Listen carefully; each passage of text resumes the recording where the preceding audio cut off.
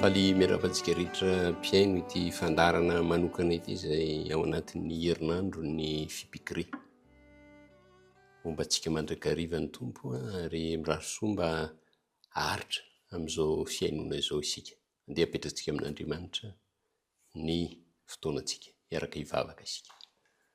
Tompo Andriamanitra rainay izay ny an-danitra, fantatray fa hito ianao ary mbola hito mandrakariva.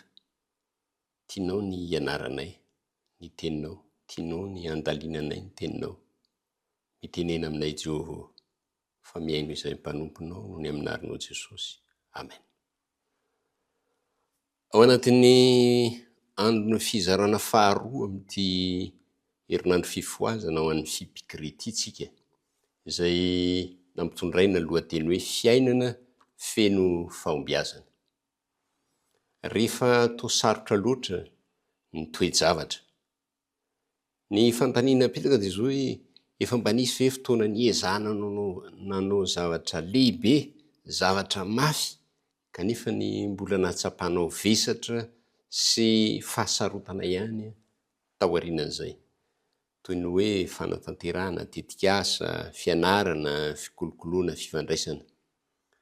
Mety ho nieritreritra angamba ianao hoe efa mety tsara izay nataoko izay, efa mety izay nataoko izay, fa nahoana ary ny mbola manahirana ihany ity toe-javatra ity.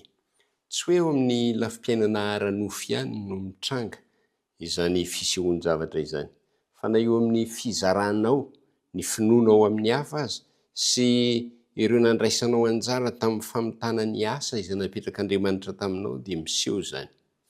Kanefa fantatrao ve fa tsy ianao rery ange no nianjadiana izany?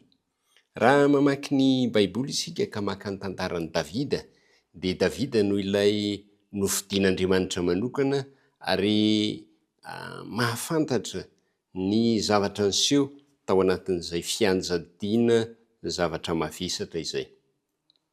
Davida nanana fiainana marina, nakatoy ny rainy, nikarakara tsara ny ondriny, dia mbola azo ampiana ihany koa hoe nitendry mozika tamin'ny feo misy aingam-panahy. Indray andro nefany niova ny toe-javatra. Nalefan'i Jesse izy anatanteraka iraka tsotra, nefa tampoka teo dia ohatrany tonga dia tafiditra tao anatin'ny sahanady izy ary manoloana ny fiaikana goavambe, fiaikana mampatahotra. Fiaikana maro no nanamarika ny andro nanatanterahan'i Davida an'io zava-dehibe io. Ny zavatra mariantsika dia zao: tsy tonga mahery fo ny olona iray raha tsy manam-pahavalo. Mety hiteny angamba ianao hoe olombelona ve le fahavalo, aina ve le fahavalo? Fa ny fahavalo, be da be ny fahavalo, zava-manahirana fahavalo, be da be ny fahavalo eny amin'ny rivotra moa efa fahavalo rahateo. Sakana goavana tokoa no tsy maintsy noresen'i Davida. Andao hijery teboka vitsivitsy moa tsika mikasika ny fiaikana mampatahotra izay resantsika momba ny Davida ity. Ny teboka voalohany eo anatin'ilay izy dia zao hoe rehefa akaiky ny loza.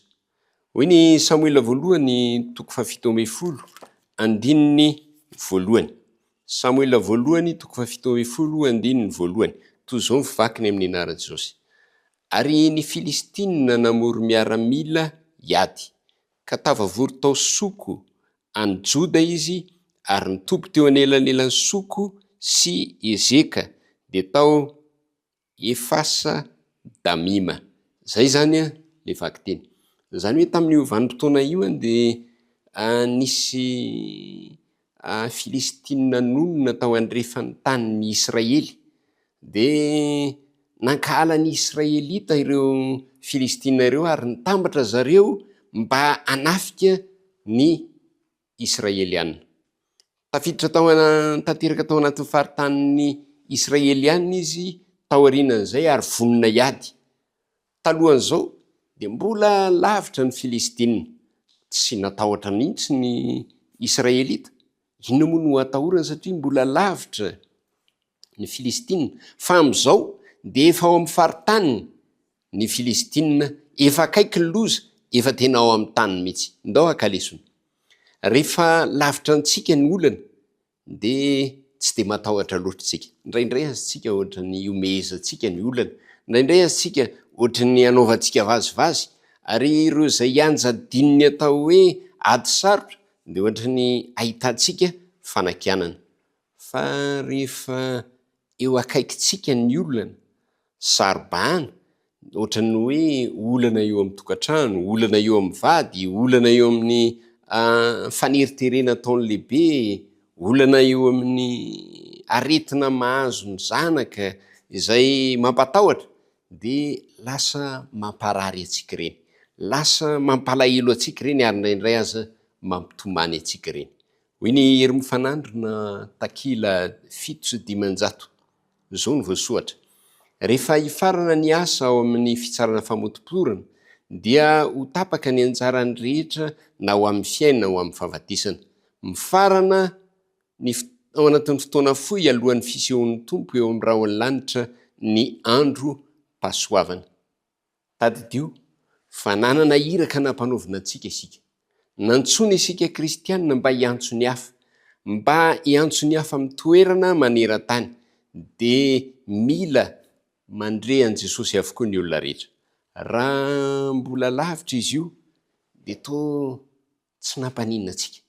Fa ankehitriny isika efa tena mahatsapa, fa efa tena akaiky ny fahataperan'izao tontolo izao, dia mandindona antsika ny zavatra rehetra, ny zavatsarotra rehetra, ary ohatra ny loza ho antsika ireny rehetra ireny.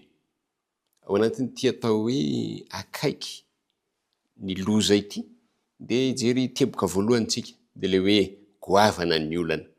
Rehefa akaiky ny olana dia lasa hitantsika hoe goavana.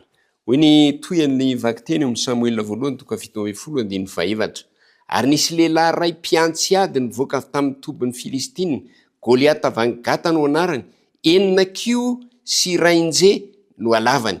Raha ohatra ka atao amin'ny teny tsotra dia izao: 2 metatra sy 70 no alavan'ny Goliata, ary tsy vitany hoe lava izy, fa tena goavam-be mihitsy zany Goliata zany.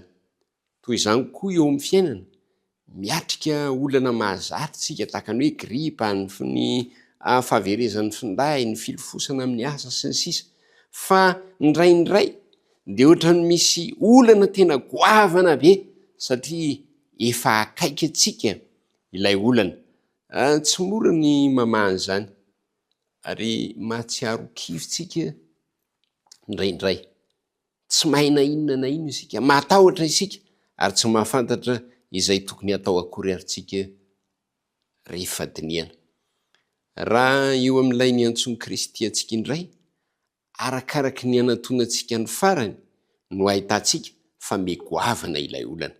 Any amin'ny fiainana hafa ohatra dia izao, tena miamatanjaka ny sazy, ny fanagadrana, ny onitra aloha amin'ny fitoriana ny filazantsara eny hatramin'ny fanameloana ho faty ary, noho ny fitoriana ny filazantsara na ny fivadiana ho kristianina. Arakaraky ny mahatombotra ny andro farany no ahitantsika fa miangeza izany olana izany. Manoloana ny fanoherana mafy toy izany dia kivy isika ka tsy te hiditra lalina. Mbola ao anatin'le hoe ao anatin'le akaiky ny loza isika, izay zany no hitantsika voalohany, goavana ilay olana, ary tsy goavana ihany, fa ity faharoa ity dia zao, ohatrany tsy mety tapitra mihitsy ilay olana. Hoy ny 2:9 amin'ilay Samuel voalohany 7:20 teo: ary ilay Filistina nanatona maraitsy hariva ka niseho 40 andro. Tsy niseho indray mandeha fotsiny Goliata, fa indroa isan'andro izy no miseho tao anatin'ny 40 andro. Zany hoe raha atao zany ny kajikajy tsotsotra dia izao, nandritra ny 5 herinandro izy no miseho marainy tsy hariva teo. Angambany tamin'ny andro voalohany izay nisehony Goliata, dia nivavaka ny miaramilan'ny Solomonina fa tokony hitsahatra zany Andriamanitra. Dia nieritreritra izy fa ho tapitra hatreo no nofiratsy, saingy ny ampitso nivoaka Goliata, herinandro nivoaka Goliata, ary tsy niena ny feony na nikasoka ny feony, tsy sasatra Goliata, ary ireny rehetra ireny voamaika nampatahotra ny zanak'Israely. I Goliata dia maneho eo amin'ny zavatsarotra sy ny olana sarobahana eo amin'ny fiainantsika. Miverimberina zany ary indraindray toa tsy misy fiafarana mihitsy aza. Mety ho aretina maharitra zany, mety ho fahorinana famoizana olo-tiany zany, mety ho fiarahamonina amin'ny vady miankin-doha amina zava-mahadomelona izany, sy ny sisa sy ny sisa. Misy ady mafiatrehana isan'andro, toa tsy mitondra vahaolana nefa ny vavaka sy ny fahelan'ny fotoana. Ny fitoriana sy ny fanohanana ny filazantsara koa dia misy fiaikana mitohy tahaka izany. Tsy afaka manolo izay atao anio ny nataonao omaly. Manantena hitan'ny mpanompo ny miasa mavitrika ho famonjena ny hafa ny tompo rehefa miverina izy. Rehefa akaiky ny loza dia tadidio fa tena goavana ny olana. Rehefa akaiky ny loza dia ohatrany tsy mety tapitra zany ny olana. Ary rehefa akaiky ny loza dia ohatrany hoe ny tena manokana mihitsy no hiatrikany zany olana izany. Hoy ny toy an'ilay vaky teny tao amin'ny Samuel voalohany teo. Hoy izy, ary nijanona izy, Goliata zany, dia niantso ny miaramila ny Israely ka nanao taminy hoe, nahoana ianareo no mivoaka ilahatra hiady, tsy Filistina va ary ianareo mpanompon'ny Saoly? Mifidiana lehilahy iray ianareo ary aoka izy hidina eto amiko. Tena mora kokoa ny mandroso sy manatanteraka iraka rehefa tohanan'ny olona rehetra. Tsy afaka manankina amin'ny hafa mandrakarivo tsika amin'ny fanapahan-kevitra sy ny asa tokony atao. Rehefa tsy manapa-kevitra anao ny tsara manodidina isika dia tsy mety hijoro vavolombelona na oviana na oviana. Mila fasahiana mantsy ny fijoroana ho irery. Mora kokoa ny mandroso sy manatanteraka iraka rehefa tohanana olona maromaro. Ary tsy afaka miankina amin'ny hafa mandrakariva nefa tsika amin'ny fanapahan-kevitra sy ny asa izay ataotsika. Rehefa tsy manapa-kevitra anao ny tsara ny manodidina dia tsy maintsy hijoro irery isika. Mila fahasahiana nefa ny mijoro irery. Ao amin'ny fiangonana misy anao na amin'ny fiangonana ankapobeny mihitsy, indraindray tsy mandray andraikitra ny olona noho ny fiandrasana olona hafa anao an'izany. Mihevitra mantsy ny tsirairay fa tsy ny tena no tompona andraikitra amin'ny asa fitoriana, ny fanompoana na ny fampandrosoana, koa izany no miteraka fitohanana eo amin'ny famitana ny iraka izay nandrahan'i Kristy antsika. Izay ny momba an'ilay hoe akaiky ny loza. Rehefa akaiky ny loza dia hitanao ohatran'ny goavana be ny olana, dia ohatran'ny tsy mety tapitra ny olana, ary farany ohatran'ny hoe ianao rery no hiatraikany zany olana izany. Ny faharoa dia zao, tsara ho an'ny fitombona kosa nefa ny olana. Indraindray isika manamarika fa tokony ho naomby isika raha toka mora sy milamina avokoa ny zavatra rehetra. Mampatsiahy antsika nefa ny tantaran'i Davida fa ny fotoan-tsarotra no manamboatra ny olona ho mahery fo. Matoa zany ny olona anankiray mahery fo dia nisy fotoan-tsarotra izay natrehany tao. Inona no tokony ataontsika rehefa akaiky antsika ny olana? Sady lehibe no sarobahana ary mitaky ny andraisantsika manokana ny fanapahan-kevitra. Ilavolefina ve isika sa nometsiny an'Andriamanitra? Lesona roa manan-danja ny tokony ho tadiana rehefa miatrika olana mampatahotra tahaka izao isika eo amin'ny fiainana na eo amin'ny fiainana ara-panahy ny amin'ny nanirahany Kristy antsika. Voalohany, azonao atao no mpandresy miaraka amin'ny fanampian'Andriamanitra. Hoy ny Korintiana voalohany toko 10:17. Korintiana voalohany toko 10:17. Hoy izy mivakiny amin'ny anaran'i Jesosy. Tsy misy fankapanahy mahazo anareo afa-tsy izay zakan'ny olombelona, nefa matoky Andriamanitra ka tsy amelanareo alaim-panahy mihoatra noho izay zakanareo, fa momba ny fankapanahy dia asiany lalana ahafahanareo koa mba ahazakanareo izany.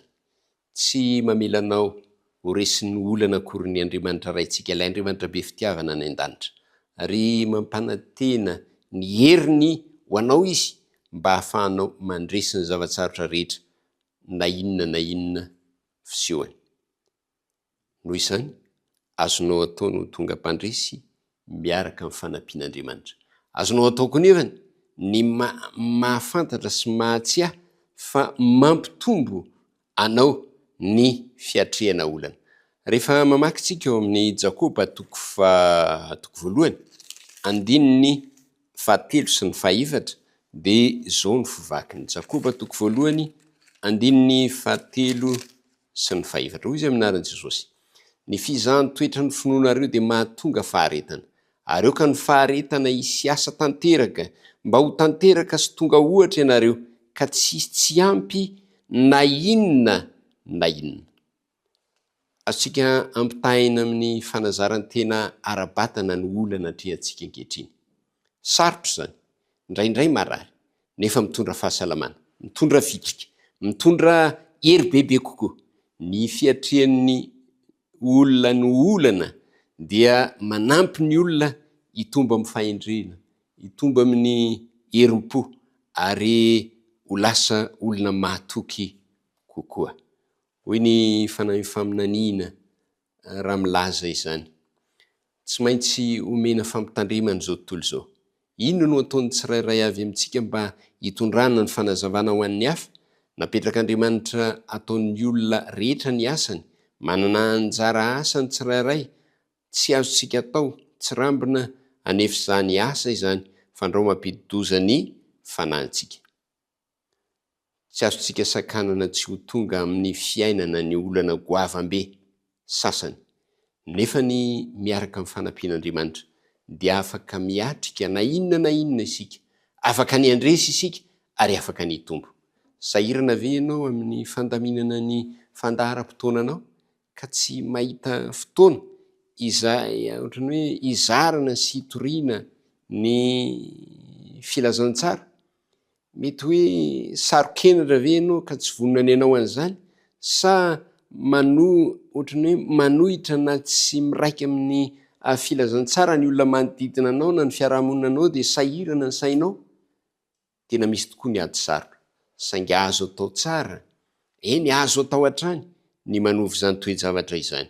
Hoy ny filazan'ny Galatiana 5:1. Galatiana 5:1. Toy izao mivakiny amin'ny anaran'i Jesosy: ho amin'ny fahafahana nanafahan'i Kristy antsika, ka tomoera tsara, fa aza mety ho azon'ny zioga fanandevozana intsony. Ry mpiray fanantenana malala, ry vahoakan'Andriamanitra tia ny tombo sy ho tonga amin'ny fahombiazana marina. Tadidio fa rehefa manakaiky anao ny olana dia lasa goavam-be zany, ary ohatrany tsy mety tapitra. Kanefa ny mampananten'Andriamanitra fa azo ny ataony mampandresy anao, tahaka ny nandresen'i Davida dia andresiko ianao. Ny tompony ho aminao sy ny ankonanao, ka ho mpitory ny filazantsara ianao, tsy ho sakanao anao ny fitoriana ny filazantsara. Eny tsy ho sakanao anao ihany koa ny fiainana andavanandro, satria tian'Andriamanitra hitombo ianao, tian'Andriamanitra ho tonga amin'ny fahombiazana ianao. Andeha amaranantsika izao fotoana izao, miaraka hivavaka isika. Tompo tsara o rahainay izay ny an-danitra, misaotra anao zay no ny amin'ny teninao izay nomenao. Nampatsiahy anay ny tantaran'i Davida, fa na eo aza ny zavatra sarotra izay tsy maintsy natrehany, dia nomba azy ianao, nanome hery azy ianao, teo amin'ny fanahinao, ka na nivadika olana goavana azy, na ohatrany zavatra tsy mety tapitra ary ny fisehoan'ilay Filistina, na dia ohatrany niatra rery tamin'ny tenany aza ny olana, dia nampandresenao izy. Ry na iza olona afaka ny andresy tahaka izany, dia afaka atsiaro fa ny fisian'ny olana eo amin'ny fiainana dia mampitombo azy. Misaotranao izay tompo amin'izany fomba fisainana tsara izany, dia ampatsiahivo anay fa tsy ny olana ny faran'ny fiainanay, fa ny olana dia nataonao mba hioaranay miaraka aminao, mba handresenay. ka na olana ranofo na olana eo amin'ny nandranao anay io mpianatra sy ilazanay ny atsaranao amin'ny hafa dia atsiaro mandrakariva izay fa eo aminay ianao. Tomoeriny mpianatra tsirairay avy noho ny amin'ny anaran'i Jesosy. Amen.